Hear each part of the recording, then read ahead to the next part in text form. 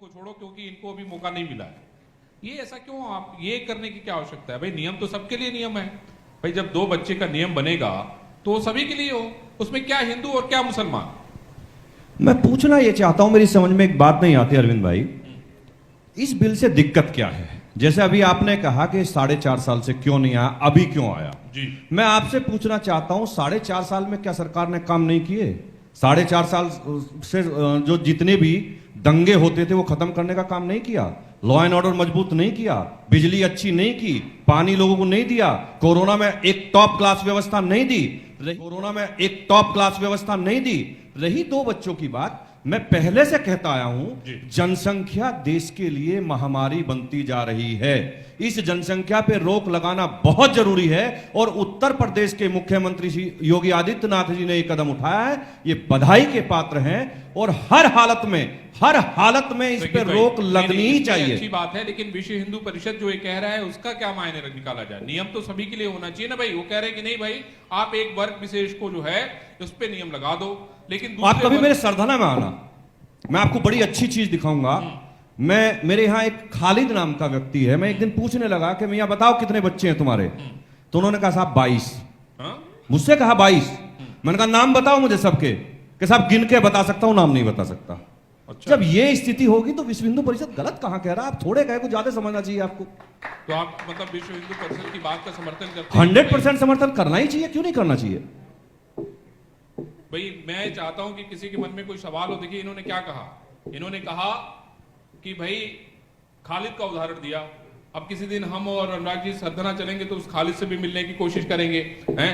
लेकिन मैं यही समझना चाहता हूं कि लेकिन जिसके कम है उसके लिए तो कम से कम आप कोई नियम, कोई कानून, कोई तरीका उसको छूट के लिए तो बताएंगे ना भाई। चलिए खालिद जैसे तो 1 होंगे ना, 1,000 तो नहीं होंगे। मुझे लगता है कि देखिए मेरा मानना यह है कि ये शिक्षा का अभाव है। वो लोग शिक्षित नहीं हैं, शिक्षा की तरफ वो जाना भी नहीं चाहते। चले भी कैसे जाएंगे? आप भी जानते हैं, आपके हमारे 1 बच्चा 2 बच्चा होता है, उन्हें पढ़ाना कितना मुश्किल हो जाता है। जब 20 बच्चे 22 बच्चे हो जाएंगे, कौन उन्हें पढ़ा रहा है? ये अशिक्षा है और 99% लोग अशिक्षित हैं और वो सबका यही हाल है। मैं खालिद एक नाम लिया है, आप 100% अरबान सरबान जितने नाम लोग हैं सब यही मिलेंगे। बर्क साहब ने और एसटी हसन ने तो ये कहा, आपने सुना होगा, उनके बयान सुने कि नहीं सुने? उन्होंने कहा बच्चे तो अल्लाह की देन है, आप क्या कर लेंगे?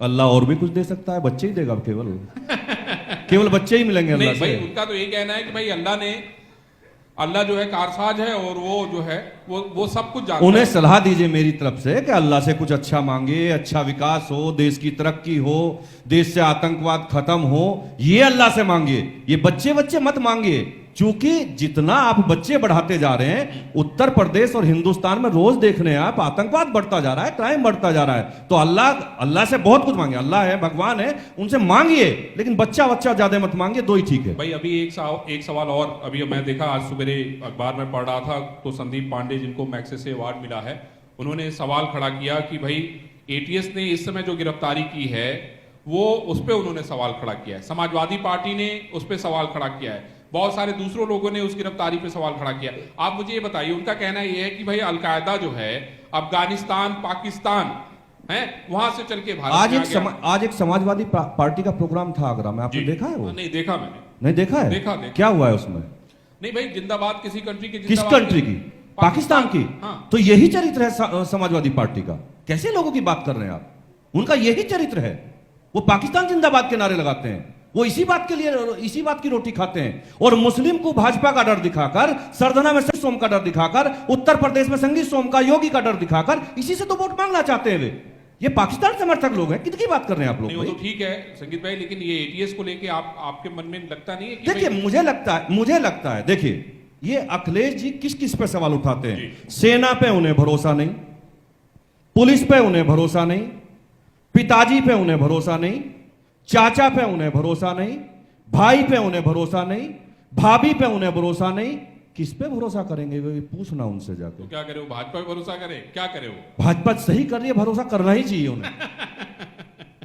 आप सोच के देखिए ना, क्या वे अपने पिताजी पे भरोसा करते हैं? क्या चाचा पे भरोसा करते हैं? वो किसी पे भरोसा नहीं करते। वो केवल और केवल इसी मानसिकता से राजनीति करते हैं, पाकिस्तान जिंदाबाद के नारे लगाते हैं, लोगों को भड़काने का काम करते हैं और हिंदू मुस्लिम दंगे कराने का काम करते हैं, लोगों को मरवाने का काम करते हैं। इनकी राजनीति इसी पे टिकी हुई है।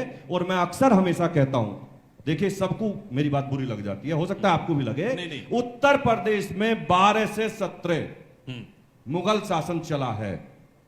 उत्तर प्रदेश की जनता दोबारा से मुगल शासन नहीं देखना चाहती किसी भी कीमत पर। उस मुगल शासक के मुगल शासन के आखिरी शासक अखिलेश यादव थे, जो अब कभी नहीं हो सकते। तो ये बाकी जो लोग आ रहे हैं संगीत भाई वैसे ही यहाँ आके राजनीति कर रहे हैं, गठबंधन हो रहा है, शिवपाल जी से मीटिंग हो रही है, ओम प्रकाश राजभर के साथ मीटिंग हो रही है, उसके अलावा आम आदमी पार्टी के साथ बैठक हो रही है, अखिलेश यादव के साथ बैठक हो रही है। आपको लगता नहीं क्या कि कोई बहुत बड़ा गठबंधन बन रहा है, आप लोग के लिए एक बड़ी चुनौती पेश कर सकता है? भारतीय जनता पार्टी के लिए आपका माइक थोड़ा गड़बड़ करा है। मेरा माइक गड़बड़ करा आपका, ये लीजिए ना दूसरा, ये दूसरा लीजिए। भारतीय जनता पार्टी के लिए कोई गठबंधन हो जाए कोई चुनौती नहीं है। और रही ओवैसी जैसी बात, ओवैसी किसके लिए हो सकते हैं चुनौती? हमारे लिए तो चुनौती नहीं है। वो उत्तर प्रदेश को जिस दिन हैदराबाद समझेंगे उस दिन चुनौती हम भी मानेंगे। उत्तर प्रदेश है, ये हैदराबाद नहीं है। उत्तर प्रदेश में उन्होंने कहा था कि 24 घंटे के लिए पुलिस हटा देंगे, तो हम बता देंगे। अगर गलती से उत्तर प्रदेश में कह दिया ये तो क्या होगा? नहीं, आप एक उदाहरण देखिए ना, पश्चिम बंगाल का उदाहरण आपके सामने है। आप देखिए वहां पे कांग्रेस और कम्युनिस्ट पार्टी खत्म हो गई खत्म, ठीक है। सारे लोगों ने मिलकर किसको वोट दे दिया? ममता को वोट दे दिया। अब प्रश्न ये उठता है कि यही काम वो यहां करना चाहते हैं। आपको लगता नहीं है? सारे लोगों की बात हो रही है, आज प्रियंका गांधी, आज ये हो रहा है कि भाई कमलनाथ को जो है कार्यकारी अध्यक्ष बना दिया जाए। बहुजन समाज पार्टी के साथ गठबंधन की बातचीत चल रही है। आप किस पार्टी की बात कर रहे हैं? अभी कह रहे हैं कमलनाथ को कार्यकारी अध्यक्ष बना दिया जाए। जो पार्टी जो पार्टी कई साल से, कितने साल से एक अपना अध्यक्ष नहीं चुन पाई हो, वो कहां सरकार, कहां चर्चा भी आप करते हैं? कहां प्रियंका गांधी की चर्चा करते हैं? कहां आप इन लोगों की चर्चा? मुझे लगता है आप मीडिया वाले ही थोड़ी बहुत कर लेते हैं, बाकी तो उनके घर में भी चर्चा नहीं होती। अब उनके घर में भी चर्चा नहीं होती। आप किन की चर्चा कर रहे हैं? संगीत भाई, आप मुझे बहुत सीधा सीधा ये बताइए कि ओवैसी जो है उत्तर प्रदेश के लिए कितने कारगर होंगे? आपके लिए कारगर होंगे या वो विपक्ष के लिए कारगर होंगे, समाजवादी पार्टी के लिए कारगर होंगे? वो किसी के लिए कारगर नहीं होंगे। वो जैसे आए थे खाली वैसे ही चले जाएंगे। उत्तर प्रदेश में वो कितनी ताकत लगा लें, भारतीय जनता पार्टी 350 सीटों के साथ सरकार बनाएगी और उत्तर प्रदेश जो उत्तम प्रदेश की तरफ चल रहा है उसे साकार करेगी। कि आपने अपने क्षेत्र में लड़कियों की सेफ्टी के लिए क्या कदम उठाए हैं? आप ईमानदारी से इसे राजनीति में मत लेना। एक बार सरदने जाके आइए और खुद जितनी वहां बहन बेटियां आपको खुद बता देगी कि मैंने क्या किया है। उनके मोबाइल पे पहला ऊपर का नंबर आपको संगीत सोम का ही मिलेगा। वो कहती हैं कि जिस दिन से यहां हम इतना सेफ हैं, इतना सेफ महसूस करते हैं। आप सरदना कभी जाइए, लोगों ने प्लान करना शुरू कर दिया था।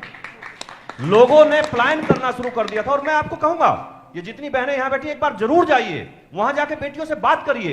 आप वहां जाके जो कॉलेज जाने वाली बच्ची है उनसे बात करिए कि आपको पिछले 5-7 सालों में क्या अंतर महसूस हुआ है।